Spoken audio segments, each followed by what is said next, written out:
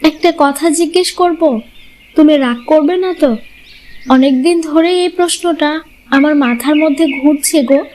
চারিদিকে যত দূর চোখ যায় শুধু মাঠ, গাছ, ফাঁকা জায়গা ছাড়া কোথাও একটা বাড়িও নেই। এরকম একটা জায়গায় তুমি কেন বাড়ি কিনলে গো? শহর ছেড়ে, গ্রাম ছাড়িয়ে, মানুষের থেকে দূরে, আশেপাশে কোনো জনমানব নেই। আমি একা একা কি করে থাকি এখানে বলো তো? কারণ আমি পছন্দ করি না। মানুষের সঙ্গে থাকলে কথা বলতে হয়, ব্যাখ্যা দিতে হয়, মুখোশ পরে থাকতে হয়। এখানে কেউ নেই, তাই আমাকে মুখোশ পরতেও হয় না। কিন্তু আমি তো মানুষ, আমি তো আছি। তুমি কি একবারও আমার কথা ভেবেছ? তুমি সারাদিন অফিসে থাকো, সন্ধ্যা হলে বাড়ি ফেরো। এই বিশাল বাড়িতে, এই ফাঁকা চারপাশ, আমার একা একা লাগে। খুব ভয় করে গো।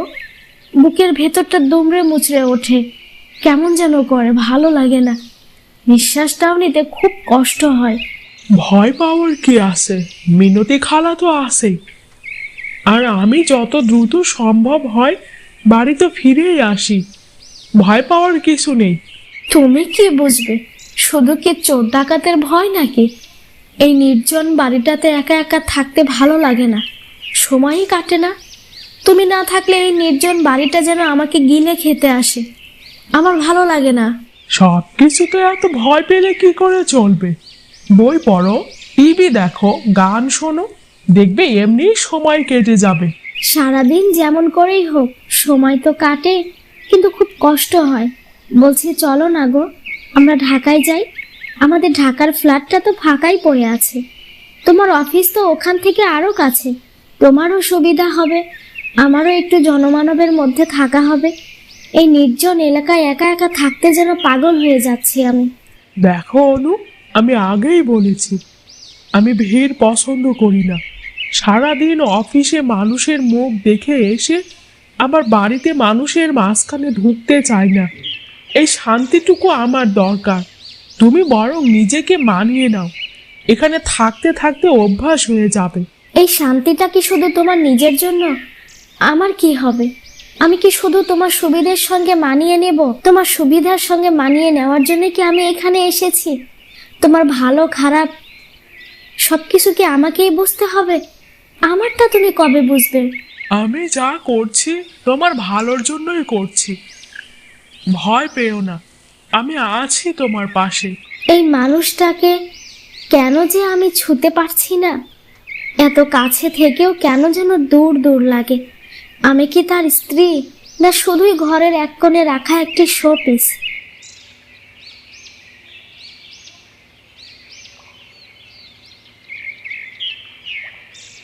হ্যাঁ মিনতি খালা, আজকে ভালো করে চা বানিয়ে আনো তো। অনেক মজা করে চা বানাও, দেখিয়ে দাও তোমার হাতের জাদু। আজ তোমাকে অন্যরকম লাগছে। অন্যদিন তো তোমাকে এত খুশি লাগে না। কি হয়েছে আমাকে বলো তো? ও আমার অফিসের লোক অন্তু, আজ সঙ্গে করে এনেছি। প্রায়ই আমার সাথে আসতে চায়, তাই ভাবলাম আজকে নিয়েই যাই। তা অন্তু, তুমি কি খাবে বলো? কেমন আছেন ভাবি? আপনারা এত সুন্দর নিরিবিলি জায়গায় থাকেন, আগে তো ভাবেনি। তবে এত নিস্তব্ধ এলাকায় থাকেন কি করে বলুন তো? তবে জায়গাটা দারুণ লাগছে, চারপাশটা যেন ছবির মতো সুন্দর। হ্যাঁ, শান্ত ঠিকই, তবে খুব একা একা লাগে নিজেকে। হ্যাঁ, তাই তো দেখছি। ইমন ভাই আপনাকে ঘরবন্দি করে রাখার পরিকল্পনা করেছে মনে হয়। যাই হোক ভাবি, আজ কিন্তু আমি বিরিয়ানি না খেয়ে উঠছি না।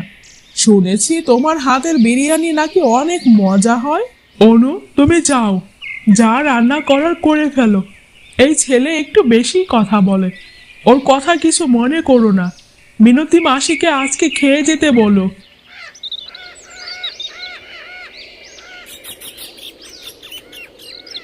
ভাবি, একটা কথা বলবো, রাগ করবে না তো? আমি আগেই বলছি, তুমি যদি রাগ করো তাহলে বলবো না। ভাবি, তোমাকে যা বলবো এর আগে আমি কাউকে এসব কথা বলিনি। এত ভয় পাওয়ার কি আছে? যা বলার বলে ফেলো। তুমি একা একা এখানে থাকো কি করে ভাবি? এত ফাঁকা জায়গা, এত নিস্তব্ধতা, আমি হলে একা কিছুতেই পারতাম না। অভ্যাস হয়ে গেছে গো। আগে খারাপ লাগতো, কিন্তু এখন আর লাগে না। তুমি জানো না, মানুষ অভ্যাসের সাথে সবসময় মানিয়ে নিতে পারে। এই কথা কেন বলছো শুনি? কি হয়েছে? তুমি জানোই না এ বাড়িটা কেন এমন জায়গায়। ইমন ভাইয়ের আগের বউ পালিয়ে গেছিলেন, সবাই জানে। কাবেরী ভাবি খুব সুন্দর ছিলেন, বড়লোক বাবার একমাত্র মেয়ে, স্বাধীন চেতা। আর ইমন ভাই তাকে অন্ধের মতো বিশ্বাস করতেন, খুব ভালোবাসতেন। তুমি কি বলছো এসব? তার আগের বউ পালিয়ে গেছে, এটা তো আমি জানতাম না। সেজন্যই কি তিনি আমাকে এমন জায়গায় আটকে রেখেছেন? কিন্তু আমি কি করেছি? আমার কি দোষ? আমাকে কেন শাস্তি দিচ্ছে এভাবে? ইমন ভাই খুব ভয় পায় জানো, ভয় থেকেই তোমাকে এভাবে রেখেছে। তুমিও যদি ইমন ভাইকে রেখে পালিয়ে যাও, সেই ভয় থেকে এখানে বাড়ি করেছে গো। জানো ভাবি, তোমাকে এখানে একা দেখতে আমার খুব খারাপ লাগে। চলো না ভাবি, আমরা কোথাও পালিয়ে যাই। তোমার মতো এমন অল্প বয়সী মেয়েকে কিনা এমন বয়স্ক মানুষের সাথে কোনোভাবে মানিয়ে নেওয়া যায় না। চলো ভাবি, আমরা পালিয়ে যাই। এসব কি কথা বলছো তুমি অন্তু? তোমাকে আমার ভালো লাগে, তোমার সাথে গল্প করতেও আমার ভালো লাগে, কিন্তু তুমি মনের মধ্যে দেখছি জঘন্য বীজ রোপণ করে রেখেছো। তোমার তো মিলনের বিশ্বাস ভাঙার জন্য এ বাড়িতে আসা বন্ধই করে দিতে হবে। ভাবি, তুমি যেটাই বলো না কেন, তোমাকে আমার খুব ভালো লেগেছে। আমি তোমাকে ভালোবেসে ফেলেছি ভাবি। চলো না ভাবি, আমরা কোথাও পালিয়ে যাই। আমার এই ভালোবাসাকে তুমি ঠুকরে ফেলে দিও না ভাবি। ইমন ভাইয়ের মাঝে কি আছে যা আমার মাঝে নেই? তুমি আর কখনো এই বাড়িতে ঢুকবে না। এক্ষুনি এই বাড়ি থেকে বেরিয়ে যাও। আর যদি কখনো এই বাড়িতে এসেছো, তাহলে ঠ্যাং ভেঙে খোঁড়া করে দেব। তুমি জানো আজ আমি কি জেনেছি? এতদিন ভাবতাম আমি গরিব ঘরের মেয়ে বলে আমাকে অবহেলা করে তুমি দূরে সরিয়ে রাখতে। এখন বুঝতে পারছি নিজের ভাঙা মনটাকে তুমি বাঁচাতে চাইছো। কিন্তু একটা কথা বলো তো, সবসময় নিজেকে বাঁচাতে গিয়ে আমাকে যে ধীরে ধীরে একা করে দিচ্ছিলে, সেটা কি একবারও ভেবেছো? আমি জানতাম না, সত্যি আমি জানতাম না যে আমার এই চুপ করে থাকা, এই দূরে থাকা তোমাকে এতটা আঘাত দিচ্ছে। আমি ভেবেছিলাম কম কথা বললে, কম মিশলে, কম ভালোবাসা দেখালে, তুমি যদি কখনো আমাকে ফেলে চলে যাও, তাহলে আমার কষ্টটা অন্তত কম হবে। এসব কথা শোনার আগে আমার মরণ হলো না কেন? তুমি ভাবলে কি করে আমি তোমাকে ফেলে চলে যাব? তুমি সবাইকে এক পাল্লায় মাপলে কি করে? আর সব থেকে বড় কথা, তুমি হলে বড় স্বার্থপর। তুমি নিজেকে নিয়ে বেশি ভাবো, আমাকে নিয়ে না। হ্যাঁ, আমি আমার ক্ষতটাকে আগলে রাখতে চেয়েছি। কাবেরী চলে যাওয়ার দিনটা আজও আমার মাথার ভিতর থেকে বেরোয়নি। বিশ্বাস করো, আমি আজও রাতে ঘুম ভেঙে দেখি বাড়িটা একদম ফাঁকা, দরজাটা খোলা, আর আমি কাউকে যেন ডাকছি, অথচ কেউ ফিরছে না। কাবেরীকে আমি এতটাই ভালোবাসতাম, ওকে ছাড়া যেন জীবনটা আমার ছিন্ন ভিন্ন হয়ে গেছে। আমি ভাবতাম তুমি একদিন নিজে এসে আমাকে বলবে, অনু, তোমাকে নিয়ে আমার আর কোনো ভয় নেই। আমার জীবনে যত ভয় ছিল সব কেটে গেছে। এখন আমরা দুজন একসাথে থাকবো। কিন্তু তুমি তো কোনোদিনও মুখ খুলেই বললে না আমাকে ভালোবাসো। তাহলে আমি বুঝবো কি করে তোমার মনের ভিতরে কি চলছে? কারণ ভয় মানে দুর্বলতা। আমি চাইনি তুমি আমাকে দুর্বল ভাবো। আমি কাবেরীকে খুব ভালোবাসতাম, এতটাই ভালোবাসতাম যে ওর প্রতিটা ভুলকে আমি স্বাধীনতা ভেবে মেনে নিয়েছিলাম। ও রাতে ফিরবে কি ফিরবে না, ফোন ধরুক বা না ধরুক, আমি নিজেকে বোঝাতাম ভালোবাসা মানে বিশ্বাস। আমি এই বিশ্বাসটুকু ওকে করেছিলাম।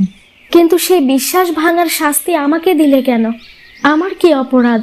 কারণ তুমি খুব সহজ সরল, খুব সাধারণ। তুমি খুব তাড়াতাড়ি মানুষকে বিশ্বাস করে ফেলো। আমি ভেবেছিলাম তোমাকে যদি একটু দূরে রাখি, তাহলে তুমি কখনো আমাকে ভালোবাসবে না, যে তুমি চলে গেলে আমার বুকটা ছিঁড়ে যাবে। তুমি কি জানো অন্তু আমাকে কি বলেছিল? আমি যদি তোমাকে ছেড়ে চলে যেতেই চাইতাম, তাহলে অন্তুকে এই বাড়িতে আসতে নিষেধ করতাম না তো। অন্তু, ও আবার কি বলেছে? ওকে বাড়িতে আসতে নিষেধ করেছো কেন?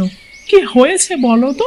সে বলেছিল তুমি নাকি মানসিকভাবে অসুস্থ, বউ পালিয়ে যাবে এই ভয়ে নাকি আমাকে এখানে বন্দি করে রেখেছো। কিন্তু আমি তো দেখছি দিন দিন তুমি নিজের ভারসাম্য হারিয়েই ফেলছো। ওর কথা আস্তে আস্তে সঠিক দিকেই যাচ্ছে। তুমি নিজেও ভারসাম্য হারিয়ে ফেলছো, আমাকেও ভারসাম্যহীন করে দিচ্ছ। ও এমন বলেছে? ওর সাহস কি করে হয় এসব কথা বলার? কাল অফিসে যাই, ওর কানের নিচে গরম করে দেব। বন্ধু ভেবে বুকে টেনে নিয়েছি, আর ও কিনা কাল সাপ হয়ে ছবল দিতে চাইছে। তোমাকে এমন কথা বললো আর তুমি চুপ ছিলে?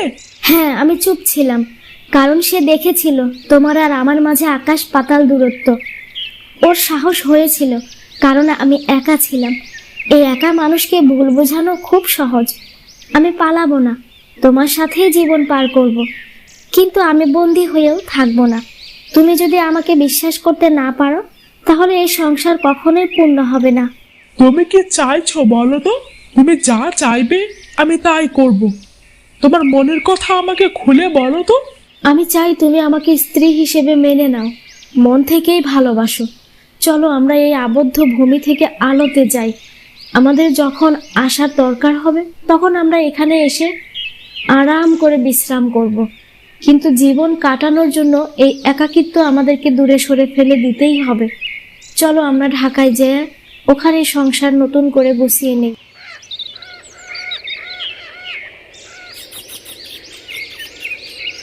আরে ভাবি, ঢাকায় এসেছেন আজ 5টা বছর হলো।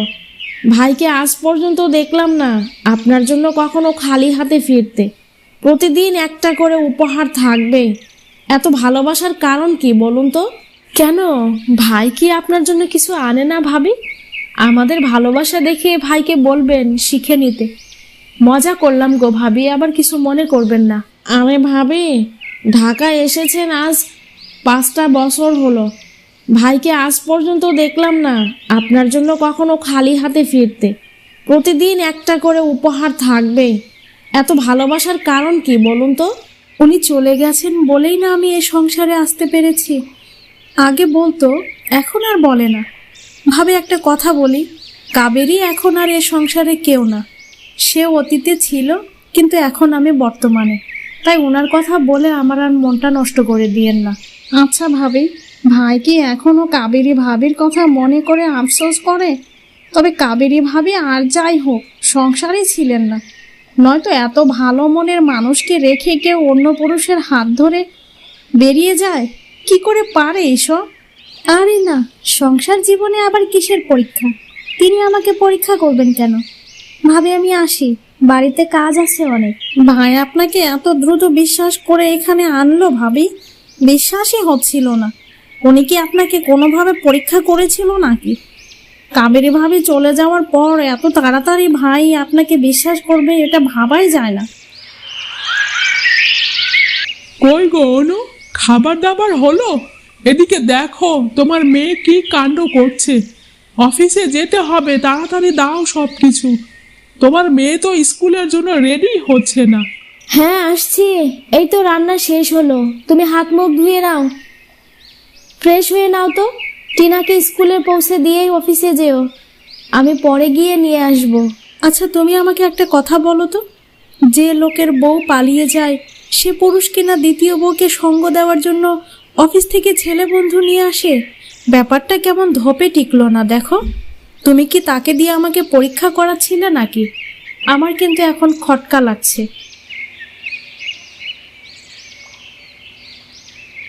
হায় আল্লাহ, এই 7 দিন হলো কাজের মেয়ে নেই। আমি কি রোবট নাকি? সকালে উঠে বাচ্চার টিফিন করো, তারপর বাসন মাজো, ঝাড়পোছ করো, রান্না বান্না সব আমি যেন একাই করব। তার যেন কোনো টেনশনই নেই। সে সকালে অফিসে যাবে, এসে গোগ্রাসে গিলবে, তারপর ফোন নিয়ে পড়ে থাকবে। সবার সব দায়িত্ব যেন আমার কাঁধেই পড়েছে। তুমি অফিসে যাওয়ার পথে বলে গেলে কাজের মানুষের ব্যবস্থা করবে, তা কোথায় তোমার কাজের লোক? 7 দিন তো হয়ে গেল, এখন একটা কাজের লোকের ব্যবস্থা করতে পারলে না। আর কতদিন খুঁজবে শুনি? আমার হাড় মাজা ক্ষয় গেলে কাজের লোক নিয়ে আসবে, তাই না? এ বাজারে কাজের লোকের যে চাহিদা, চাইলেই তো পাওয়া যায় না। আমি তো আর খোঁজাখুঁজি বাদ রাখিনি, না পেলে কি করব বলো? কি কি কাজ করাবে সেই লিস্টটা দাও তো দেখি। আজকে দেখি কোনো ব্যবস্থা করতে পারে কি না। লিস্ট লিস্ট দেখার কি আছে এখানে? সবকিছুই তো করতে হবে। বাড়িটা যেভাবে রাতারাতি জঙ্গল হয়ে গেল, এই জঙ্গল কি আমি একা একা সাফ করতে পারি? সত্যি আমি আর পারছি না গো। তুমি যেভাবে পারো আমাকে কাজের লোকের ব্যবস্থা করে দাও তো। মা, আমি কি আজ টিফিন পাবো? নইলে স্যার আবার বকা দেবে। যা দেবার তাড়াতাড়ি বানিয়ে দাও, সময় নেই তো আমার। টিফিন? হ্যাঁ, আরেকটু ঝামেলা বাকি ছিল, তাই না? পুরো পৃথিবীর সব দায়িত্ব তো আমি একাই কাঁধে তুলে নিয়েছি। তোর বাবা তো সেই বসেই আছে, তাকে বল না আজকে তোর টিফিনটা বানিয়ে দিতে। সংসারের কোনো চিন্তা কি তার মাথায় আছে? এত বড় একটা পৃথিবী, অথচ একটা কাজের লোকের জোগাড় আমার করতে পারছে না। যা, চলে যা, আজ আর কোনো টিফিন হবে না। বাপ ছেলেতে মিলে মুড়ি খেয়ে থাকবি আজকে। পারবো না কোনো কিছু করতে। তাতান, চল রে বাবা, তোকে বাইরে থেকে কেনে কিছু নিয়ে দেই। আজকে তোর মায়ের মাথা গরম আছে, কিছু বললেই সাপের মতো ফোঁস করে উঠছে, দেখছিস না? চল বাবা, এই ভূমিকম্প থেকে এক্ষুনি বের হয়ে যায়।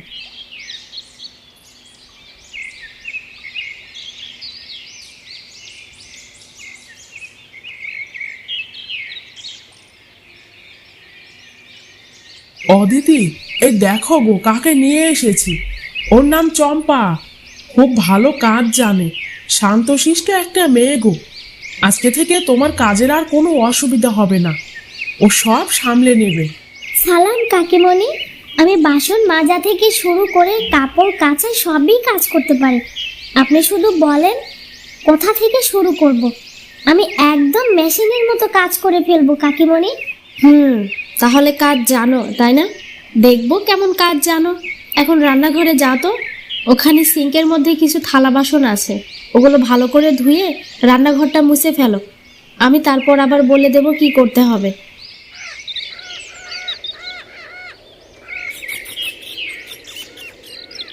ভাইয়া, তোমাদের টিভিতে এত সুন্দর কার্টুন দেখায়, আমাকে একটুখানি দেখতে দেবে ভাইয়া? আমি একদম একটুখানি দেখব, দাও না ভাইয়া। এখন তো আমি দেখছি, তুমি পরে দেখো। আমি স্কুলে গেলে তো টিভি দেখার কেউ নেই, তুমি সব সময় দেখো। এখন যাও, কাজ করো। কাজ ফেলে টিভি দেখলে মা বকা দেবে, বুঝলে? আমাদের বাড়িতে তো টিভিই নেই ভাইয়া। আমি তো কোনোদিন টিভি কাছ থেকে দেখিও নি। মানুষের বাড়িতে জানালা দিয়ে দেখতাম, তাও কত দেখতে দিত না। দাও না ভাইয়া রিমোটটা, আমি 1 মিনিট দেখব। 1 মিনিট, এই 1 মিনিট।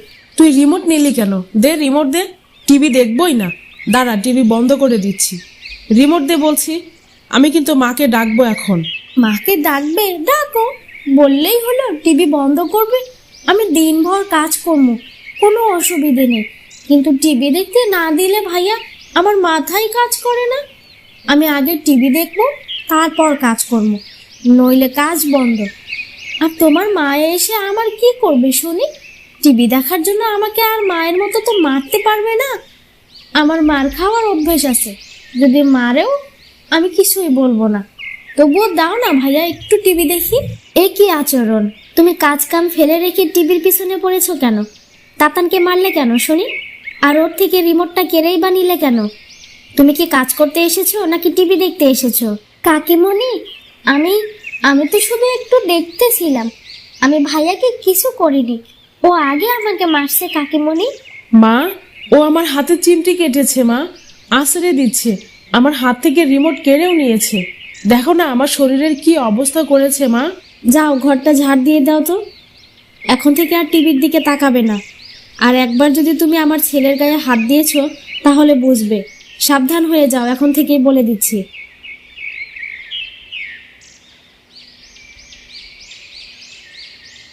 কি হয়েছে? মুখটা এমন প্যাঁচার মতো করে রেখেছো কেন? আবার ঝগড়া হয়েছে নাকি? কি হয়েছে বলো তো? মা কিছু বলেছে তোমাকে? তুমি জিজ্ঞেস করছো? আমি সারাদিন যে কিভাবে কাটিয়েছি তা তুমি জানো না তো।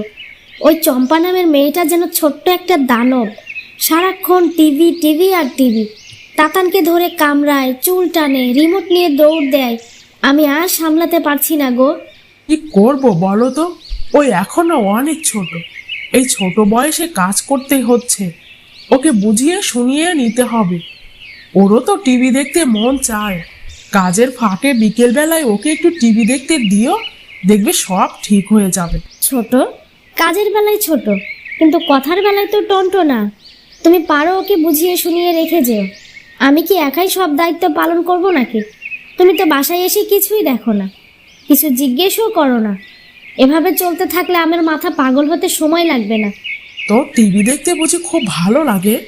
টিভিতে কি এমন হয় যেটা দেখে তুই এত আনন্দ পাস? আমার তো টিভির প্রতি কোনো মনই আসে না।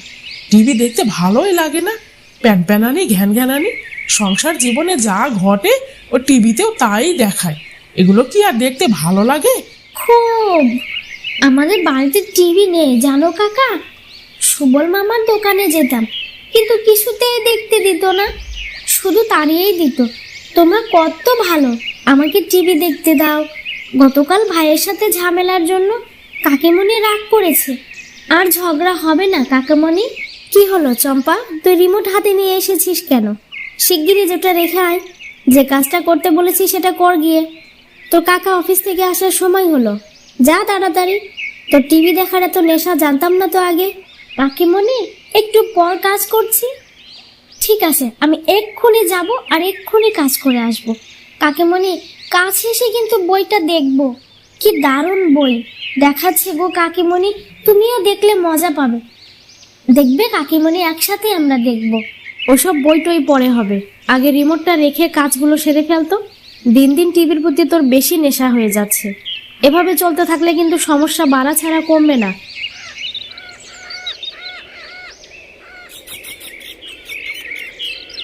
আরো আনো বাচ্চা মেয়ে, এই মেয়ে তো কিছুই বোঝে না। আমি সোজা বোঝালে উল্টা বুঝে। টিভি দেখার জন্য আজকেও সে কি কাণ্ড, আমার আর ভালো লাগে না গো। আজকে আবার কি করলো? তোমাদের এই প্রতিদিনের ঘ্যান ঘ্যানানি প্যানপ্যানানি আর ভালো লাগে না। কি হয়েছে আজকে আবার বলো তো?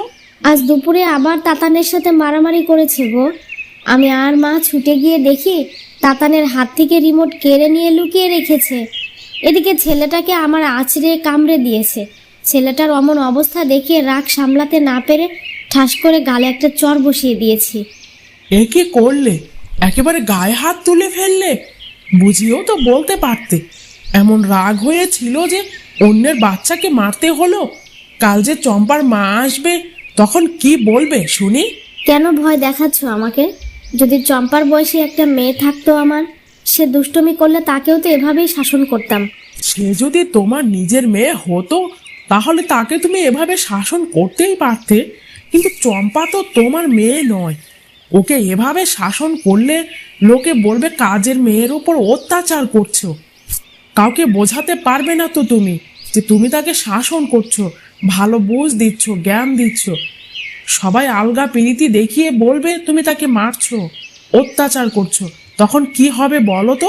হ্যাঁ গো, আমি তো এত কিছু ভাবিনি। কি হবে এখন বলো তো? ওর মা এসে যদি আমাদের পুলিশে ধরিয়ে দেয়, তখন কি হবে? মান সম্মান তো কিছুই থাকবে না গো।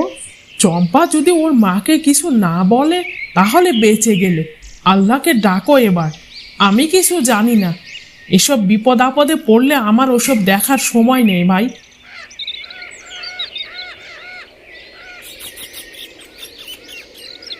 এই চম্পা, ওঠ, সন্ধে পেরিয়ে গেল, চাটা করে দিবি না? চম্পা, উঠে পড় মা, এখনো ঘুমোচ্ছিস? কিরে, কাঁদছিস কেন মা? কাকিমা মেরেছে তাই? কেন মারলো বলতো? কি করেছিলি তুই? আমি শুধু টিভিটাই তো দেখছিলাম কাকা, তাতেই কাকিমা চর মেরেছে। আমার খুব ব্যথা লেগেছে কাকা। ভাই রিমোটটা দিচ্ছিল না দেখে মেরেছি। আর মারবো না, আমার ভুল হয়ে গেছে। তাই এভাবে মারতে হয়? ভাই কত ব্যথা পেয়েছি দেখ তো। অত ছোট ভাইটাকে ব্যথা দিয়েছিস তুই। এখন ওঠ, যা কাকিকে কি সাহায্য করতে হবে, নইলে তোর কাকি আজকেও আমার খাওয়া বন্ধ করে দেবে যে। তুই কি চাস তোর কাকা না খেয়ে থাকুক?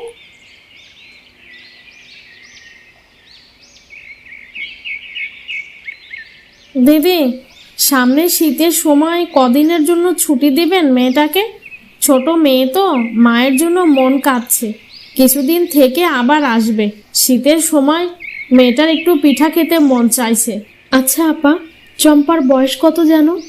এত ছোট মেয়েকে কাজে দিয়েছেন কেন? ওকে তো পড়াশোনা করালেও হতো, তাই না?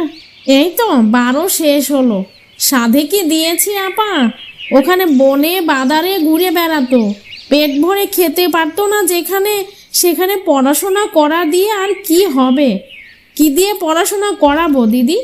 এখানে দুবেলা ভালোভাবে খাবার খেতে পাচ্ছে, দুদিনেই স্বাস্থ্য ফিরে গেছে। দেখুন, আপনাদের মতো ভালো মানুষের ঘরে আমার মেয়ে পড়েছে।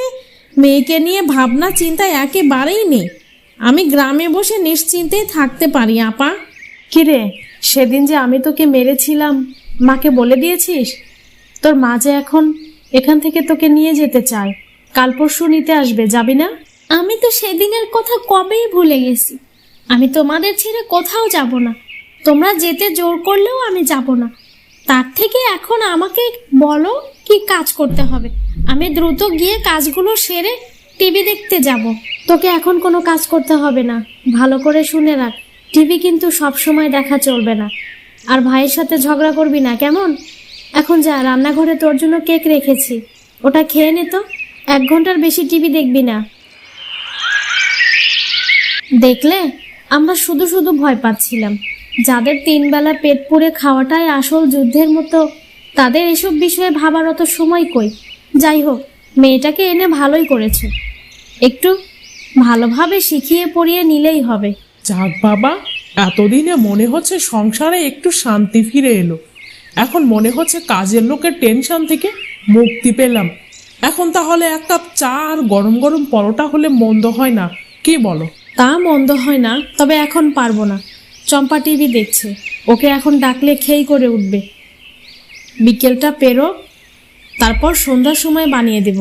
ঠিক আছে ঠিক আছে, চলো আজকে আমি আর তুমি মিলে চা বানাই। আমার এখন চা ছাড়া ভালোই লাগছে না। চলো ওঠো, চম্পাকে লাগবে না, ও বেচারে আরাম করে টিভি দেখছে, দেখুক। একটা কথা বললে সেটা না পাওয়া পর্যন্ত তো তোমার শান্তি হবে না। আমাকে না খাটালে তো তোমার ভালোই লাগে না। বসে থাকা দেখেছো না? এখন তো নানা ফন্দি ফিকির করতে হবে।